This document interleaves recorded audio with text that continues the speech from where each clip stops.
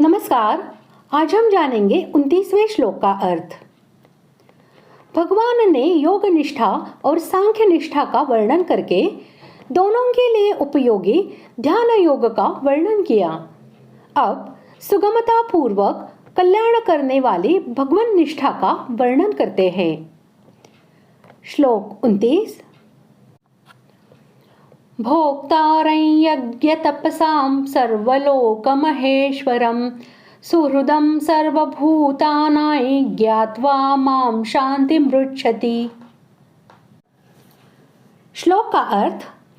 मेरा भक्त मुझको सब यज्ञ और तपों का भोगने वाला, संपूर्ण लोकों के ईश्वरों का भी ईश्वर तथा संपूर्ण भूत प्राणियों का सुहृद अर्थात स्वार्थ रहित, दयालु और प्रेमी ऐसा तत्व से जानकर शांति को प्राप्त होता है।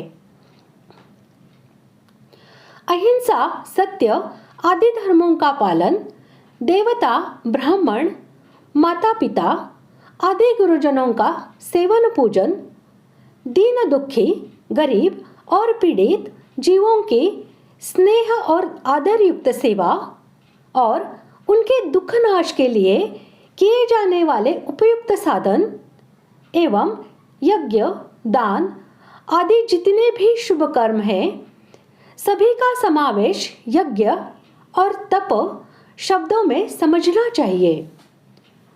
भगवान सबके आत्मा है, इसलिए देवता, ब्राह्मण, दीन दुखी आदि के रूप में स्थित होकर भगवान ही समस्त सेवा पूजादि ग्रहण करते रहे हैं, इसलिए वे ही समस्त यज्ञ और तपों के भोक्ता हैं। भगवान के तत्व और प्रभाव को न जानने के कारण ही मनुष्य जिनकी सेवा पूजा करते हैं, उन देव मनुष्यादि को ही यज्ञ और सेवा आदि के भोक्ता समझते हैं।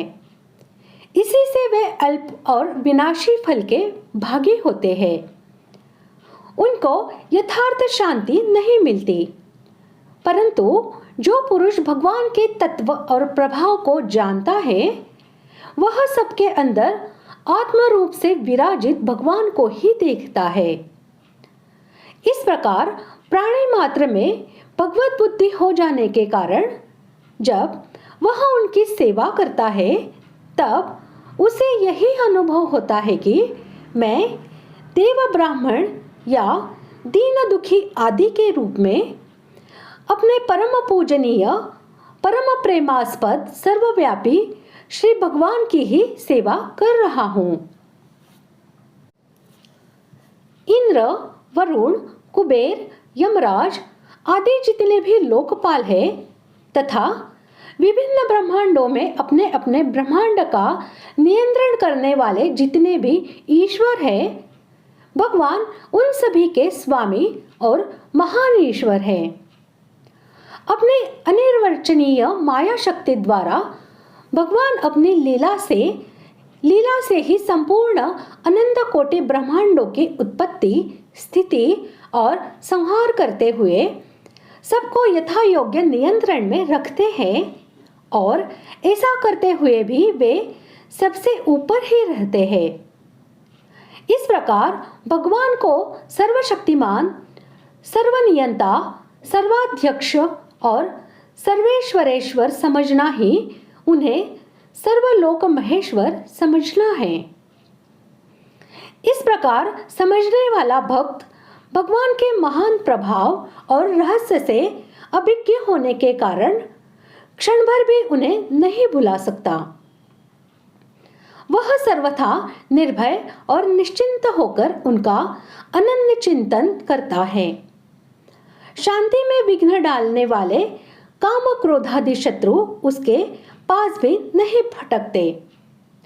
उसकी दृष्टि में भगवान से बढ़कर कोई भी नहीं होता, इसलिए वह उनके चिंतन में संलग्न होकर नित्य निरंतर परम शांति और आनंद के महान समुद्र भगवान के ध्यान में ही डूबा रहता है। संपूर्ण जगत में कोई भी ऐसी वस्तु नहीं है जो भगवान को न प्राप्त हो और जिसके लिए भगवान का कहीं किसी से कुछ भी स्वार्थ का संबंध हो। भगवान तो सदा सर्वदा सभी प्रकार से पूर्ण काम है, तथापि दयामय स्वरूप होने के कारण वे स्वाभाविक ही सब पर अनुग्रह करके सबके हित की व्यवस्था करते हैं और बार बार अवतीर्ण होकर नाना प्रकार के ऐसे विचित्र चरित्र करते हैं जिन्हें गा गा कर ही लोग तर जाते हैं। उनकी प्रत्येक क्रिया में जगत का हित भरा रहता है।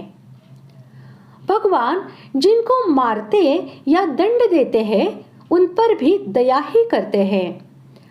उनका कोई भी विधान दया और प्रेम से रहित नहीं होता। इसीलिए भगवान सब भूतों के सुहृद हैं। लोग इस रहस्य को नहीं समझते, इसी से वे लौकिक दृष्टि से इष्ट अनिष्ट की प्राप्ति में सुखी दुखी होते रहते हैं और इसी से उन्हें शांति नहीं मिलती। जो पुरुष इस बात को जान लेता है और विश्वास कर लेता है कि भगवान मेरे अहेतुक प्रेमी हैं, वे जो कुछ भी करते हैं मेरे मंगल के लिए ही करते हैं। वह प्रत्येक अवस्था में जो कुछ भी होता है उसको दयामय परमेश्वर का प्रेम और दया से ओतप्रोत मंगल विधान समझकर सदा ही प्रसन्न रहता है। इसलिए उसे अटल शांति मिल जाती है। उसकी शांति में किसी प्रकार की भी बाधा उपस्थित होने का कोई कारण ही नहीं रह जाता।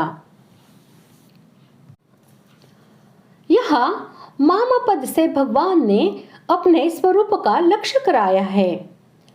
जो परमेश्वर अज, अविनाशी और संपूर्ण प्राणियों के महान ईश्वर होते हुए भी समय समय पर अपनी प्रकृति को स्वीकार करके लीला करने के लिए योग माया से संसार में अवतीर्ण होते हैं और जो कृष्ण रूप में अवतीर्ण होकर अर्जुन को उपदेश दे रहे हैं, उन्हीं निर्गुण, सगुण, निराकार, साकार और अव्यक्त स्वरूप सर्वरूप परब्रह्म परमात्मा, सर्वशक्तिमान, सर्वव्यापी, सर्वाधार और सर्वलोक महेश्वर समग्र परमेश्वर को लक्ष्य करके माम पद का प्रयोग किया गया है।